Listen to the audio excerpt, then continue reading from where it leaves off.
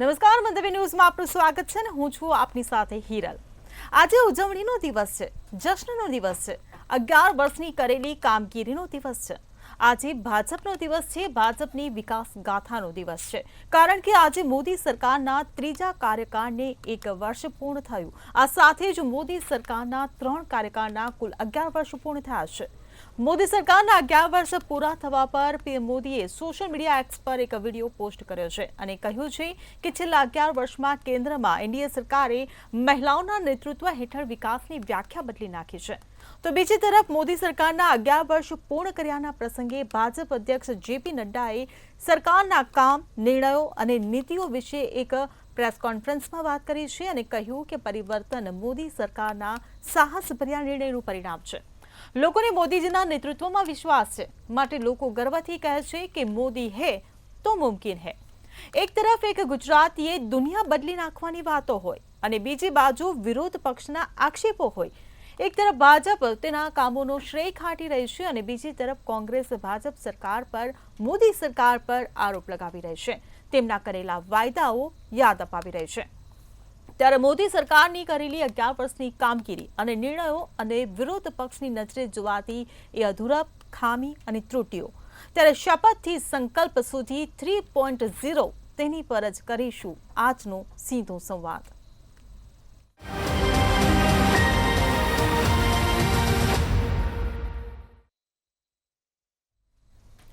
તો ચર્ચામાં આપણી સાથે જોડાઈ ગયા છે ભાજપમાંથી અશ્વિનભાઈ બેંકર, કોંગ્રેસમાંથી જોડાયા છે મુકેશભાઈ પંચાલ અને આ સાથે જ પ્રદ્યુમનભાઈ સરવૈયા આપણી સાથે જોડાયા છે કે જેઓ એક રાજકીય વિશ્લેષક છે। આપ ત્રણેય મહાનુભાવોનું મંતવ્ય ન્યૂઝમાં સ્વાગત છે।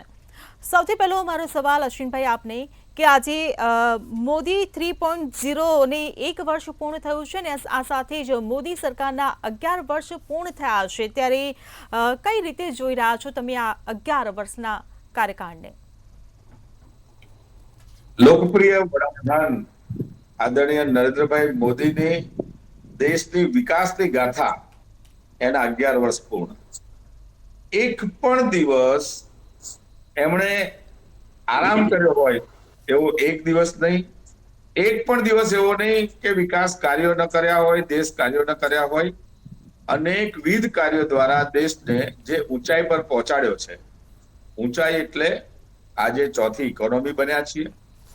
આજે દેશની અંદર મોટા પાયે પર્યાવરણને અનુકૂળ એવી બિન પરંપરાગત વીજળીનું પણ ઉત્પાદન થઈ રહ્યું છે। આજે દેશમાં અનેકવિધ રોડ, રસ્તા અને રેલવે કનેક્ટિવિટી થઈ ગઈ છે। અનેકવિધ સુવિધાઓ વંદે ભારત જેવી એ આપણે જોઈ શકીએ છીએ। ભારતને હું એમ કહીશ કે ગ્રોથ જે થઈ રહ્યો છે વિવિધ ઇન્ફ્રાસ્ટ્રક્ચરમાં, પોર્ટ સેક્ટરમાં જે એક્સપોર્ટ વધી રહ્યું છે અને મેન્યુફેક્ચરિંગમાં આપણે ખૂબ આગળ વધી રહ્યા છીએ। અને સંરક્ષણમાં તો આપણે દેશને હમણાં જ સિંદૂરનો આપણે આખો એ સિંદૂર જોયું, એ સિંદૂરનો યોજના જોઈ કે દેશ સુરક્ષિત છે।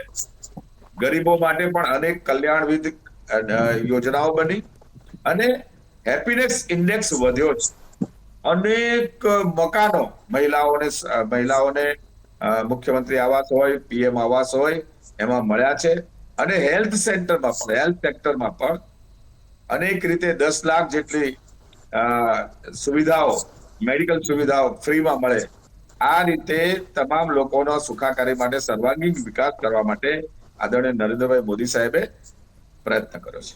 મોદી સાહેબની સરકારની કેબિનેટ, એના એક મંત્રીશ્રીઓએ એમનું જે પરફોર્મન્સ બતાવ્યું છે એના કારણે દેશની અંદર આજે વર્લ્ડમાં ભારતનું નામ આગળ વધ્યું છે। વિદેશ નીતિ હોય કે ઇન્ટરનલ નીતિ, તમામ નીતિઓમાં સફળ થયેલી આ ભારતીય જનતા પાર્ટીની આ સાથી પક્ષોની સરકાર એ ચોક્કસથી એ ઉજવણી કરી શકે છે અને ઉજવણી આવતા દિવસોના વિકાસના લેન્ડમાર્ક માટે કે ભાઈ 2027માં શું કરવું છે, 2047માં વિકસિત દેશ બની જાય એ તરફની મીટ, એ તરફની દોડ એટલે આદરણીય નરેન્દ્રભાઈ મોદીના 11 વર્ષનું સુશાસન। જી બિલકુલ મુકેશભાઈ, હું આપને પૂછવા માંગીશ કે આજે 11 વર્ષ જે મોદી સરકારને પૂરા થયા છે ત્યારે વડાપ્રધાન નરેન્દ્ર મોદી એક એક્સ પર ટ્વીટ કરી છે અને એમાં લખ્યું છે કે એનડીએ સરકારે લોકોની જિંદગી બદલી નાખી છે. ત્યારે શું લાગે છે કે છેલ્લા 11 વર્ષમાં લોકોની જિંદગી કેટલી અને કેવી બદલાઈ? અને અશ્વિનભાઈ જે હમણાં કીધું કે દેશ સુરક્ષિત છે, શું કહેશો? સૌપ્રથમ તો મોદી સાહેબને આપણા ગુજરાતના લોકલાડીલા પ્રધાનમંત્રી છે એટલે 11 વર્ષ પૂર્ણ થવા બદલ આપણે એમને અભિનંદન તો પાઠવવા જોઈએ. એટલે અમે વિરોધ પક્ષ તરીકે કોંગ્રેસ સાથે હું પણ અભિનંદન પાઠવું છું. પરંતુ હું એવું માનું છું કે જાહેર જીવનનો કોઈ પણ માણસ હોય એને દરેક જગ્યાએથી સારા ખરાબ પ્રસંગો અને સારા ખરાબ જે કંઈ ઘટનાઓ બની હોય એનું ધ્યાન રાખવાની જાહેર જીવનના માણસની ફરજ છે. આ તો પ્રધાનમંત્રી છે. પણ મને એવું ખબર કેમ નથી પડતી કે જે બીજેપીના પ્રવક્તા બોલી ગયા એ પ્રમાણે જો જોવા જઈએ ને તો 2014 પછી ભારત દેશમાં સૂરજ ઉગ્યો હોય એવું આપણને ફીલ થાય. કોઈ પણ બીજેપીના પ્રવક્તાને સાંભળે ને તો ખરેખર એવું જ ફીલ થાય કે 2014 પહેલાં અહીંયા આગળ ઘોર અંધારું હતું, ચારેય કોર માટી હતી અને 2014 પછી સૂરજ ઉગ્યો. મને તો એ ખબર નથી પડતી કે બીજેપીના લોકો જો વિસ્તારમાં ગટર ઉભરાય ને તો જવાહરલાલ નહેરુનો દોષ કાઢે અને જો છોકરો મોનિટર બની જાય ને તો આપણા લોકલાડીલા નરેન્દ્રભાઈ મોદીની સફળતા એવું કે. મને ખબર નથી પડતી કે મનરેગા, જીએસટી જેવી કોંગ્રેસ પક્ષે લાવેલી યોજનાઓ દ્વારા આજે તમે કામ કરી રહ્યા છો. હું તો કહું સારી વાત છે. કાલ સરકાર બદલાય તો ભારતીય જનતા પાર્ટીની કોઈ યોજના હોય તો એને પણ આગળ વધારી શકાય, એમાં કશું ખોટું નથી. પણ શ્રેય ફક્ત એક જ વ્યક્તિને એક જ પક્ષ લે એ ખોટી વાત છે. મને એમ થાય છે કે એમણે એ પણ વિચારવું જોઈએ આ તબક્કે કે હું કહું મેં બ્રિજ બનાવ્યો, તેનું ઉદ્ઘાટન મેં કર્યું અને એની વાત પણ કરી શકું. કોઈ એવી યોજના દાખલ કરી અને ઇમ્પ્લિમેન્ટેશન થયું તો એનું ઉદ્ઘાટન કરી શકીએ. પણ મારે એ પણ કહેવું જોઈએ આ તબક્કે આજે 11મા વર્ષે જ્યારે ઉજવણીની વાત હોય ત્યારે કે મેં 100 દિવસમાં કાળું ધન લાવવાનું કીધું તો હું લાવી શક્યો નથી. બધાના 15 લાખ જમા થઈ જશે પણ થયા નથી. દરેક સાલ 2 કરોડ નોકરી આપીશું, આપી શક્યા નથી. પેટ્રોલ ડીઝલની કિંમત અમે ઓછી કરી દઈશું જે આજે પણ શક્યતા દેખાતી નથી. માં ગંગાને પૂરેપૂરી સાફ કરીશું. આપણે સૌ જોઈ રહ્યા છે શું થયું છે. 2022 સુધીમાં આપણા ગુજરાતના કે દેશના ખેડૂતોની ડબલ આવક થઈ જશે. આપણા જગતનો તાજ જોઈએ છે શું કરી રહ્યો છે આજે. મુંબઈ અમદાવાદ બુલેટ ટ્રેન 2022માં પૂરી થઈ જશે આવી પણ વાત કરી હતી. અને જે પીએમના કિસાનોના જે ફાયદા છે એમાં પણ આજે જગતનો તાત માગી રહ્યો છે, ક્યાંય પૂર્ણતા નથી. જે અપરાધીઓ છે ભાગેડુઓ એને અમે પકડી લાવીશું એ પણ આજ સુધી થયું નથી. 2022 સુધી $5 ટ્રિલિયન અર્થવ્યવસ્થા બન જાયગી. હવે હું એવું કહું છું કે આપણા દેશની અંદર આ અર્થવ્યવસ્થાની જે વાત થાય છે, આપણો દેશનો જીડીપી હોય અને કોઈ દેશનો જીડીપી ગગડે તો એ આપણે આવી જઈએ એ મોટી સફળતા ન કહેવાય. પણ છતાંય દરેકની યોજનાઓને બીજેપીને માથે ચડાવવાની અને અભિનંદન આપવાના એવું ક્યાંય હોય નહીં. રાજસ્થાન, યુપીમાં 500 રૂપિયે ગેસ સિલિન્ડર આપવા અને ગુજરાતની બહેનોને શું પ્રોબ્લેમ છે નહીં આપવામાં, આ પણ એ વિચારવું જોઈએ જે આપણે ગુજરાતમાં કંઈ કરી શક્યા નથી. 2022 સુધીમાં ભારતનું કુપોષણ મુક્ત થઈ જશે આ વાત કરી હતી. મને લાગે છે અત્યારે 25 ચાલે છે. 2022 સુધી ભારતના 24 કલાક દરેક જગ્યાએ વીજળી મળશે આવી વાત હતી. આપણે સૌ જાણીએ છીએ કે 24 કલાક વીજળી મળે છે? નથી મળતી. અને કેટલીક જગ્યાએ તો હું હમણાં રૂરલમાં ગયો હતો કોઈ પ્રસંગમાં, તો એ લોકોએ જે કોઈ જગ્યાએ સ્થળ ઉપર એ લોકોએ પોતાનો રાતનો પ્રસંગ રાખ્યો હતો તો કે જનરેટરની વ્યવસ્થા રાખજો, વીજળી ગમે ત્યારે જતી રહે. આ એમની ચિંતાનો વિષય હતો. આવું મેં જોયું હતું. 2022 સુધીમાં બુલેટ ટ્રેનની વાત હતી, એ નથી થઈ. 2022 સુધીમાં દરેક ગામમાં ઇન્ટરનેટ પહોંચી જશે. આ વાત માનનીય પ્રધાનમંત્રીશ્રીએ કરેલી છે, એટલે કહેવા માગું છું. 2022 સુધી સિંગલ યુઝ પ્લાસ્ટિક છે એના ઉપર બેન આવી જશે ને ખતમ થઈ જશે. હજી સુધી કંઈ દેખાતી નથી. 2022 સુધી આપણે ઘરે ઘરે શૌચાલય થઈ જશે, દરેક જગ્યાએ થઈ જશે. આવી વાત એ થયું નથી. ને છેલ્લે મારે કહેવું છે કે 2022 સુધી ટ્રેન દુર્ઘટનામાં કોઈની જીવ નહીં જાય એ પ્રકારની વ્યવસ્થા કરીશું. એ પણ થયું નથી. અને અચ્છે દિન લાવીશું તો અચ્છે દિન ક્યાં છે એ હું અને ભારત દેશના લોકો શોધી રહ્યા છે. જે વિકાસની વાત કરે છે તો પ્રધાનમંત્રીની ખુરશી વિકાસ માટે જ છે, અને વિકાસ એ કરે જ.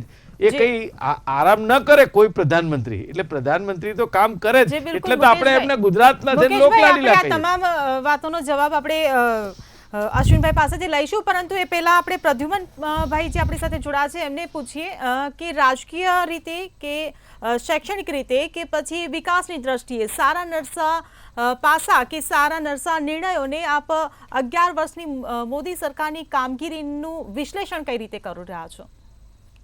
જી, ભૂતકાળની સરકારોના કમ્પેરિઝનમાં જોઈએ તો અનેક ઐતિહાસિક કાર્યો થયા છે, અનેક એવી સુવિધાઓ વધી છે. ચોક્કસ આવકારવાદાયક વાતો ઘણી બધી છે.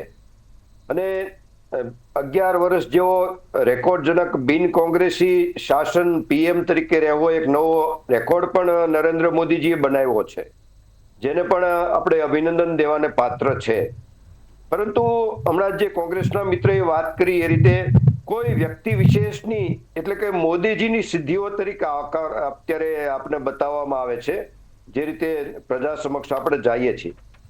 પરંતુ જે બીજેપી સત્તા ઉપર આવી એ પાછળનો પક્ષ છે રાષ્ટ્રીય સેવક સંઘ, સ્વયંસેવક સંઘ, જેના 99 વર્ષ થયા છે. એમાંથી જન્મેલો પક્ષ અને એના અનેક વર્ષોના વિચારધારા, સંગઠન, સામૂહિક એક આખું જે મહેનતનું ફળ છે સત્તા ઉપર આવવામાં, એટલા અનેક વર્ષો ગયા પછી, ત્યારે માત્ર એક વ્યક્તિ વિશેષની આ સિદ્ધિ નથી, સંપૂર્ણ પક્ષની સિદ્ધિ છે. એ રીતે જો દર્શાવવામાં આવે તો વધારે ઉચિત ગણાય. અને સિદ્ધિઓ અનેક છે, નો ડાઉટ, પરંતુ આના સિવાય પણ હજી અનેક સિદ્ધિઓ મેળવી શક્યા હોત. આપણે બંને વાત કરશું. સિદ્ધિઓની સાઈડ ઇફેક્ટ પણ છે, પરંતુ આપણે સિદ્ધિઓની પ્રથમ વાત કરીએ તો જે 370ની કલમ હટાવી એ ખરેખર આવકારવાદાયક ઐતિહાસિક પગલું છે, જે ઇમ્પોસિબલ લાગતું હતું. આગળની સરકારોનો ઈરાદો નહોતો અથવા તો એનામાં મનસા નહોતી, જે હટાવી. ટ્રિપલ તલાકને જે રીતે કાયદામાં લેવામાં આવ્યું, પછી આર્મીમાં મહિલાઓને સ્થાન આપવામાં આવ્યું, 33% સ્ત્રી અનામત જે સરકારી નોકરીઓમાં આપવામાં આવ્યું, એટલે કે સ્ત્રી સશક્તિકરણને જે રીતે પ્રાધાન્ય આપવામાં આવ્યું, જે દેશની એક નવી ઓળખ ઊભી થઈ. અને જેને લીધે આપણે હમણાં જ ઓપરેશન સિંદૂરમાં જોયું, બંને મહિલા અધિકારીઓને આપણે જોયા. એ જ એક નવો જોશ સ્ત્રીઓમાં અને દેશભરમાં એનાથી જોવા મળ્યો. એ જ રીતના જનધન યોજના જે રીતે 2014માં લાવવામાં આવી, ખેડૂતોને અન્ય લાભાર્થીઓને જે ખાતાઓ ખોલવામાં આવ્યા અને એના ખાતાઓમાં ડાયરેક્ટ પૈસા જમા થાય એ રીતે સગવડ કરવામાં આવી. જે રીતે આપણા કોંગ્રેસના પૂર્વ વડાપ્રધાન રાજીવ ગાંધી કહેતા હતા કે દિલ્હીથી પૈસો નીકળે એ 85 પૈસા વચ્ચે ખવાઈ જતા, એ પદ્ધતિને બિલકુલ દૂર થાય, એ ત્રુટી દૂર થાય એવા પ્રયાસ કરવામાં આવ્યા. એમાં ખરેખર સફળ થયા છે.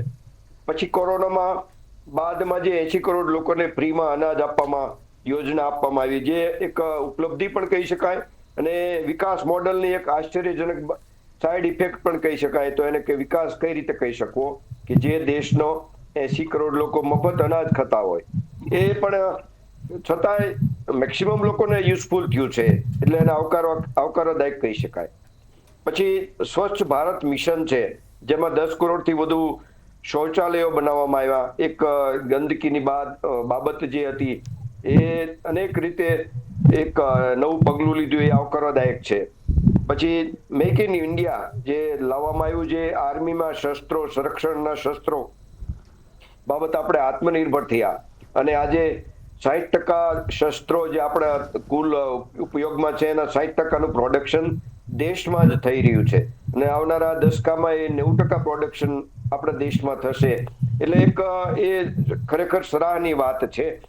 અને ડિજિટલ ટ્રાન્ઝેક્શનનો જે વધારો થયો, ડિજિટલ એને જીએસટી કલેક્શનમાં વધારો થયો, સાથે સાથે ટેક્સ પેયરમાં હજી સુધી એટલો વધારો નથી થયો. એ પણ એક વિચારવા લાયક વાત છે કે ટેક્સ પેયરો પણ વધવા જોઈએ, જે નથી વધ્યા. હેલ્થ માટેની અનેક નાગરિકો માટેની સારી યોજનાઓ આવી છે, જેના લોકો એનો ફાયદો પણ લે છે. આયુષ્માન કાર્ડ છે, મા અમૃતમ કાર્ડ છે, અને આ બધાની વચ્ચે પ્રાઇવેટ હેલ્થ મોંઘી પણ થઈ છે, અનેક હોસ્પિટલો બની છે, અને અનેક શિક્ષક સ્કૂલો બંધ થઈ છે. એ પણ એક આખું શિક્ષણ મોંઘું થયું છે. એવા અનેક બાબતો છે.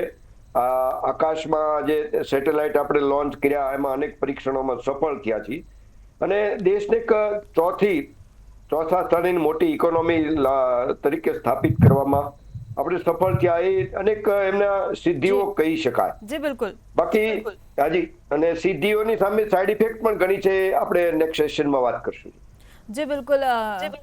અશ્વિનભાઈ, હું આપને પૂછવા માંગીશ કે 11 વર્ષમાં મોદી સરકારે મોટા કામ તો કર્યા, પરંતુ મુકેશભાઈએ જે હમણે વાત કરી, જે 20 મુદ્દાની જે યાદી દર્શાવી કે આટલા વાયદા હજુ બાકી છે, આટલા કામો હજુ બાકી છે, તો ક્યારે પૂરા થશે આ કામો? જો કામો બાકી છે એ તો જ્યારે આ દેશની જનસંખ્યા જે રીતે વધતી જાય છે અને એની ભૌગોલિક પરિસ્થિતિ છે, એટલે વિકાસના માપદંડમાં તો કામની યાદી 2047માં પૂરી થાય. પરંતુ આટલા બધા વર્ષોની આઝાદી પછી કોંગ્રેસ સરકાર દ્વારા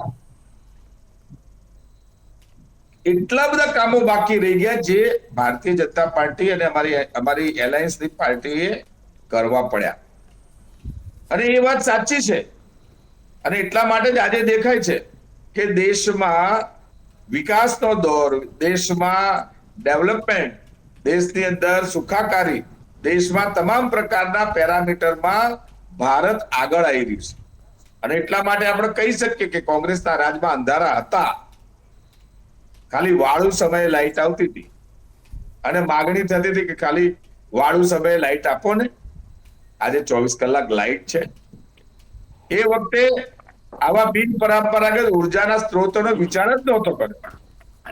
આજે કોલસાની ખપત ઓછી કરીને બિન પરંપરાગત ઉર્જામાં આપણે આગળ વધ્યા છીએ. એ વખતે ચાઇના અને પાકિસ્તાનથી સતત ડરમાં રહેવું પડતું હતું. અત્યારે એ પાકિસ્તાન ભારતના ડરમાં રહે છે. દેશના લોકોને ગૌરવ તો થયું છે, રાષ્ટ્રવાદ તો જન્મ્યો છે, સાથે સાથે સાંસ્કૃતિકતાને પણ ભારતે વર્લ્ડમાં ઉજાગર કરી, અને એના કારણે ભારતના અનેક લોકો ભારત દર્શન માટે આવે છે. હમણાં જ વાત થઈ એમ કોન્સ્ટિટ્યુશનલ પ્રશ્નો 370ની કલમનો હતો, અને એવા અનેક બંધારણીય સુધારા એ ભારતીય જનતા પાર્ટીની સરકાર કરી શકી. એના કારણે મહિલાઓને પણ આપણે સ્ટ્રેન્થન કરી શક્યા. કાશ્મીર પણ આપણી પાસે રહ્યું ને હવે તો પીઓકેની વાત કરીએ છીએ. અને અનેકવિધ ગ્લોબલાઇઝેશનના નિર્ણયોમાં અન્ય દેશોની સાથે આપણે કોમ્પિટ કરીને ભારતને આગળ વધારી રહ્યા છીએ. ભારતને આગળ વધારવામાં આદરણીય નરેન્દ્રભાઈ મોદી સાહેબની વિચક્ષણ નીતિ માત્ર 22 મિનિટમાં પાકિસ્તાનને જી બિલકુલ એનો જવાબ આપ્યો છે, અને 4 જ દિવસમાં યુદ્ધ સમાપ્ત થયું. આ કૂટનીતિ છે. અન્ય દેશો વર્ષોથી લડાઈ કરે છે અને બંને દેશો ખુવાર થાય છે. વિદેશ નીતિ એ સફળ રહી છે. એટલે આદરણીય નરેન્દ્રભાઈ મોદી સાહેબની આ નીતિ અગાઉ કોંગ્રેસે બતાવી નથી. જી બિલકુલ મુકેશભાઈ, હું આપને પૂછવા માંગીશ કે જેપી નડ્ડાએ આજે એક નિવેદન આપ્યું કે અગાઉની જે સરકાર હતી તે ભ્રષ્ટાચારમાં ડૂબેલી હતી. આ નિવેદનને તમે કઈ રીતે જોઈ રહ્યા છો? અને હમણાં અશ્વિનભાઈએ જે કહ્યું કે કોંગ્રેસના રાજમાં અંધારા હતા, તો શું કહેશો આ વાક્ય પર? સૌથી પહેલું મારું વાક્ય હતું કે 2014 પછી સૂરજ ઉગ્યો, બાકી અહીંયા માટી હતી. એટલે એમની સમજ, એમની સૂઝબૂઝ, એનો અભાવ હોય તો એમાં હું કંઈ ન કરી શકું.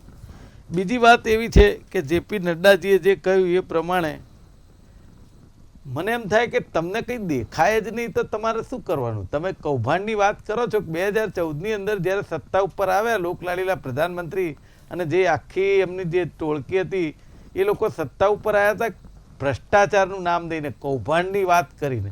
અને આજે એ ભારતીય જનતા પાર્ટીની હોય કે એનડીએની સરકાર ભ્રષ્ટાચારમાં ગળા ડૂબ છે. રાજીવજીએ તો કહ્યું હતું કે હું 1 રૂપિયો મોકલું છું ને 15 પૈસા પહોંચે છે, પણ અત્યારે તો 50% ઉપર ચવાઈ જાય છે. ઓનલાઈન ને ડિજિટલ ને ઝીરો ટોલરન્સની વાત કરીએ છીએ ને, તમે કેટલા કૌભાંડ, તમે જો અસલી નકલીની વાત આ જ ગાળામાં થઈ છે. આ પહેલાં તમે ક્યાંય જોયું હતું કે તમને ડીસીપી નકલી મળે કે મામલતદાર કચેરી નકલી મળે કે ફૂડ નકલી મળે? આવું ક્યાંય જોયું હતું? બધું જ અત્યારે થાય છે. તમે એવું જોયું હતું કે હરણીકાંડ થયો છે, એના ગુનેગારો આજે પણ બેફામ છે અને એના જે પીડિતો છે એ બિચારા આજે કોર્ટમાં જાય તો એ આરોપીઓ હસતા હસતા બહાર નીકળે છે. આ જોયું હતું ક્યારે? તક્ષશિલા કાંડ એ પણ આ ગાળામાં થયો છે. ટીઆરપી કાંડ આ ગાળામાં થયો છે. મને એમ થાય છે કે તમે સિદ્ધિઓ ગણાવો છો, કેમ કાન પકડીને નથી કહેતા કે અમે આ બચુભાઈ ખાવડ અમારા મંત્રી છે, એમણે આખા રોડ ખાઈ ગયા, આખો ભ્રષ્ટાચાર કરી નાખ્યો, મનરેગા કૌભાંડ, તો એ તમે કાન પકડીને કબૂલી ના શકો? કેમ? અમારા રાજીવજીએ તો કહ્યું હતું તો એ કબૂલ કર્યું. સ્વર્ગસ્થ રાજીવજી એને પ્રમાણિક માણસ કહેવાય. તમે કેમ નથી કબૂલ કરતા? સૌથી મોટો સવાલ છે. તમે ખાલી માત્ર ને માત્ર વખાણ કરવા હોય તો જ તમે, અને જે રીતે ખ્યાતિ આયુષ્યમાન કાર્ડનું જે કૌભાંડ થયું, આજે એને જામીન અપાવવા માટે ચાર્જશીટ નબળી પાડવામાં આવે, એને મદદ કરવામાં આવે. મને એમ થાય છે કે કઈ તપાસ ને કઈ તપાસ અધિકારી આ રીતે હોય કે લોકોના જીવ ગયા છે એને જામીન કેવી રીતે મળે એની વ્યવસ્થા ચાલે છે. જે આપણે આજે મેં મીડિયામાં વાંચ્યું, કેટલી જગ્યાએથી એને સફળ એની ડિટેલ ના માગવામાં આવી એને જામીન આપવા માટે. શરમજનક ઘટના કહેવાય. મને એ ખબર નથી પડતી કે આ દેશની અંદર જો મહિલાઓ માટેની 33% અનામતની વાત કરી હોય તો માનનીય પૂર્વ યુપીએના ચેરપર્સન સોનિયાજીએ કરી હતી. જે આપણા લોકલાડીલા પ્રધાનમંત્રીએ 50% અનામતની વાત કરી, એ મહિલા બિલ સ્પેશિયલ બજેટ પેલું સત્ર બોલાવી પાસ કર્યું, પરંતુ આજે પણ એનું ઇમ્પ્લિમેન્ટેશન થયું નથી. અને તે વખતે જ રાખી કે ભેટ દેને આવ્યું, એમાં કરોડો રૂપિયા ખર્ચાઈ ગયા. મને એવું થાય છે તમારે કંઈક કરવું, કહેવું અને વચન આપવા, એમાં બહુ મોટો ફરક છે. મુકેશભાઈ, પ્રદ્યુમનભાઈ, હું આપને પૂછવા માંગીશ કે છેલ્લા 11 વર્ષમાં ભારત વિશ્વની અર્થવ્યવસ્થામાં 10માંથી 5મા સ્થાને આવી ગયું છે અને હવે 4થા સ્થાને પહોંચવા જઈ રહ્યું છે. છેલ્લા 11 વર્ષની અર્થવ્યવસ્થાને આપ કઈ રીતે જોઈ રહ્યા છો? જી, ઘણા જ પોઝિટિવ પ્રયાસો છે, એના પરિણામ પણ આવ્યા છે. હજુ પણ આનાથી બેટર પરિણામો આવ્યા હોત જો વધારે અમુક ચેન્જીસ કર્યા હોત. કેમ કે આપણી પાસે આપણી સૌથી મોટી સ્ટ્રેન્થ છે 140 કરોડની પોપ્યુલેશન, જેનો ફાયદો જે આપણે કરવો જોઈએ, ઉપાડવો જોઈએ, નથી ઉપાડી શકતા.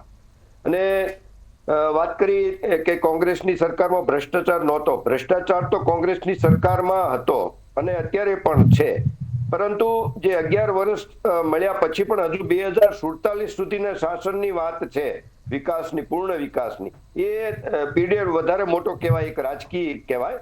પરંતુ 11 વર્ષ પણ ઘણા જ મોટી ટાઈમ મળ્યો એવું કહી શકાય. પરંતુ આ સમયમાં અનેક સિદ્ધિઓની સાથે અનેક સાઇડ ઇફેક્ટ પણ જોવા મળી છે.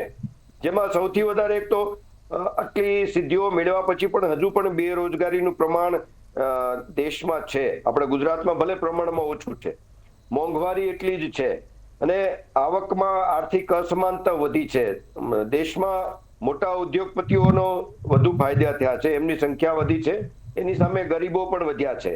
એટલે ભ્રષ્ટાચાર એક નવી ઓળખ ઊભી થઈ છે સરકારની, એક આ કડવું વાસ્તવિકતા છે.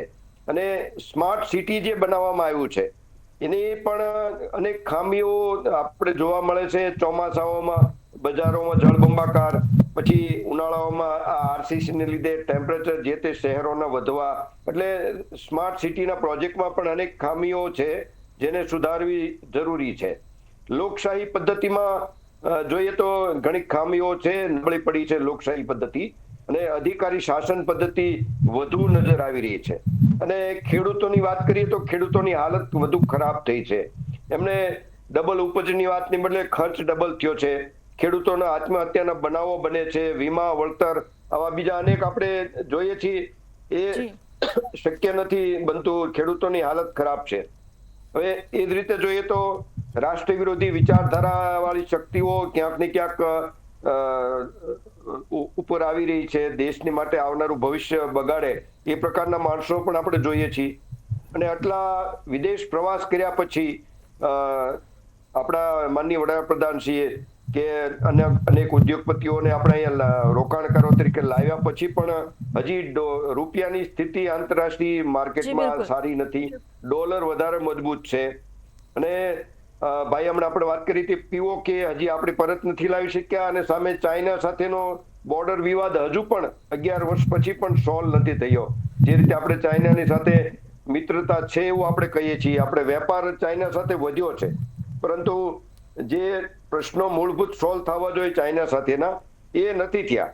અને શિક્ષણનું પ્રાઇવેટાઇઝેશન વધુ થયું છે, અને શિક્ષણ મોંઘું થયું છે.